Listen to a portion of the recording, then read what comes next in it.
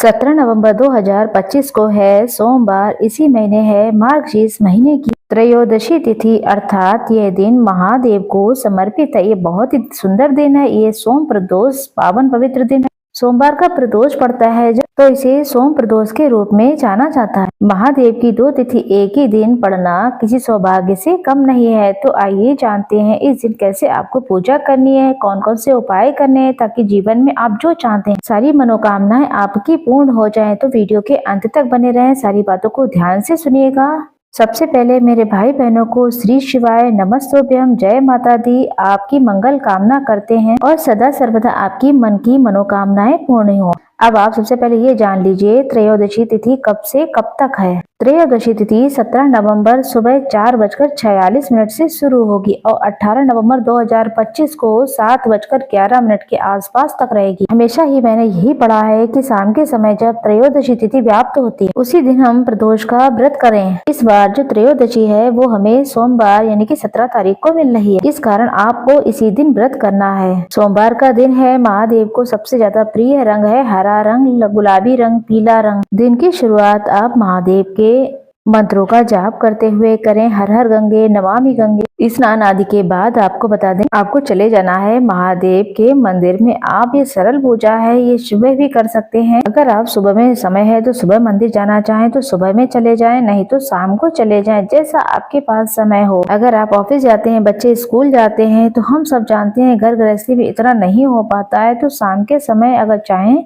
तो शाम को ही से मंदिर में जाकर के पूजा कर लें। बहुत ही सरल तरीके से करनी है। सुबह में तुलसी पूजा करें, सूर्य भगवान को जल चढ़ाएं। घर के मंदिर में महादेव के शिवलिंग पर दूध, दही, शक्कर सहित पंचामृत समर्पित कर दें और शुद्ध गंगा जल मिश्रित जल से उन्हें स्नान करा दीजिए। बहुत ही साधारण सरल तरीके से आप पूजा कर लीजिए महादेव की। जैसा कि आपको मैंने हर वीडियो में बताया, इस महीने में चंदन की महत्वता है। चंदन शिवलिंग पर लगाएं, चावल शिवलिंग पर चढ़ाएं। साधारण सरल तरीके से गोल बाती का एक दीपक प्रज्वलित कर दें। साथ के साथ थोड़ा सा हाथ में अक्षत और पुष्प लेकर प्रार्थना करें कि हे महादेव, आज मैं प्रदोष का व्रत करने जा रही हूँ। मेरा नाम गोत्र ये है। मेरी सरल सी पूजा को आप स्वीकार कर इस तरीके से आप संकल्प करें। जो हाथ में लिया है वो भगवान के चरणों में समर्पित कर दें। इसके बाद आप प्रदोष व्रत की कथा को सुने। यह कार्य आपको सुबह कर लेना है। भोग प्रसाद जो भी आपको हो वो भगवान को समर्पित कर दें। बेलपत्र, समी का पत्ता, संपूर्ण चीजें शिवलिंग पर चढ़ा दें। वहीं बेलपत्र की जड़ में दूध और गंगा जल मिश्रित जल समर्पित करें और दीपक जरूर से प्रज्वलित करें। अगर आपके पास समय है तो परिक्रमा भी कर लें तो बहुत उत्तम रहेगा। इस समय आपको बता दें सुबह में इतनी ही कर लें पूजा। अगर आपसे व्रत नहीं हो पाता है, नहीं कर पाते हैं, कुछ और उपाय करना चाहते हैं, अगर सुबह समय है तो ठीक है, नहीं दोपहर या फिर प्रदोष काल में शाम के समय आप यहाँ पर कुछ उपाय कर लें। वही ध्यान रखना है बेलपत्र की जड़ में 5 बजे के बाद कोई जल समर्पित नहीं होता है। अगर बेलपत्र वृक्ष से जुड़ा हुआ कोई उपाय करना चाहते हैं तो वो सुबह ही कर लें। शिवलिंग पर जल जो है 4 पहर अभिषेक होता है। शाम के समय प्रदोष काल में भी शिवलिंग पर जल चढ़ाया जा सकता है। इस दिन अगर आप व्रत करते हैं, नए व्रत की शुरुआत करना चाहते हैं, ये बहुत ही अच्छा दिन है। इसके बाद खरमास मलमास है तो आप नहीं कर पाएंगे, अभी कर सकते हैं, समय है। प्रदोष व्रत में फलाहार किया जा सकता है, चाहे पानी फल कुछ भी आप ले सकते हैं। शाम के समय मीठा भोजन करते हैं तो अगर नहीं खा पाते हैं तो फलाहार ही करें शाम को समय। अगर आप सोमवार का भी व्रत करते हैं और प्रदोष का भी व्रत करते हैं तो शाम को आप ऐसे पूजा तो दोनों दिनों की एक साथ ही होती है। बहुत ही सरल विधि से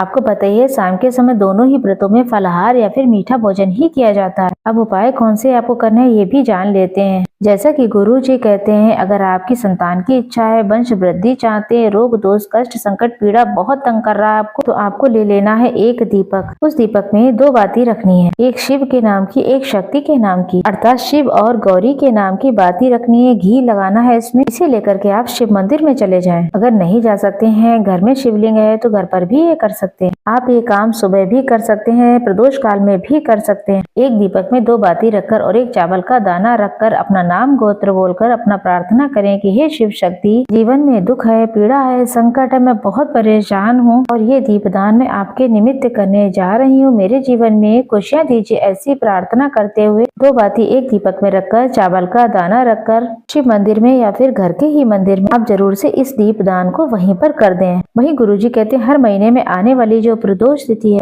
उस दिन अगर संभव हो तो एक समी का पत्ता, एक कनेर का फूल, एक बेलपत्र, ये तीनों चीजें अपने घर के मंदिर में, शिवलिंग में या फिर महादेव के मंदिर में जरूर चढ़ाएं।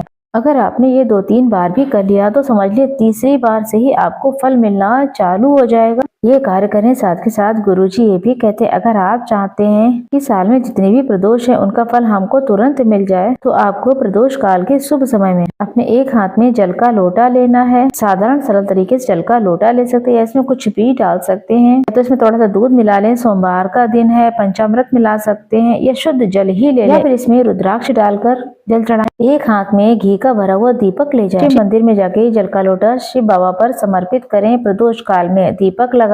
जलाधारी जहाँ पर जल निकलता है वहाँ पर आपको बता दें, अपना हाथ रखकर अपनी मनोकामना कह देते हैं तो आपके जीवन की सारी इच्छाएं पूर्ण हो जाती हैं। सरल सा उपाय करके देखिएगा, लाभ मिलेगा आपको। अगर आप कुछ विशेष नहीं कर पा रहे हैं तो आप अपने घर के दरवाजे पर या फिर शिव मंदिर के दरवाजे पर या फिर बेलपत्र वृक्ष की जड़ में, महादेव के मंदिर में, अगर मंदिर नहीं जा सकते हैं, बेलपत्र का वृक्ष पास में नहीं है, तो प्रदोष काल का जो शुभ समय होता है तो आप अपने घर के दरवाजे पर गोलबाती का दीपक जरूर से लगाएं। बहुत दिन हो गए हैं, अगर आपने पार्थिव शिवलिंग का पूजन नहीं किया है तो ये बहुत अच्छा समय है, आप पार्थिव शिवलिंग का पूजन जरूर करें। घर में अगर करना है तो किसी भी घर के गमले में बना लें। अगर संतान की कामना है, दूध मिलाएं, उसमें घी मिलाएं, सारी चीजें मिलाकर एक सुंदर रूप में शिवलिंग बना लें। फिर आप उसका पूजन कर लीजिए। अपनी मनोकामना कहते हुए रोली, चंदन, मौली समर्पित कर दें। अपनी बात कहके पूजा आराधना करने के बाद उनका विसर्जन कर दें। कहा जाता है कि जो कोई प्रदोष काल के समय पार्थिव शिवलिंग बनाकर उनका पूजन करता है तो उसके जीवन उद्धार हो जाता है। तो ये मैंने आपको सब कुछ बता दिया। उम्मीद है, आशा है आपको जानकारी पसंद लगी।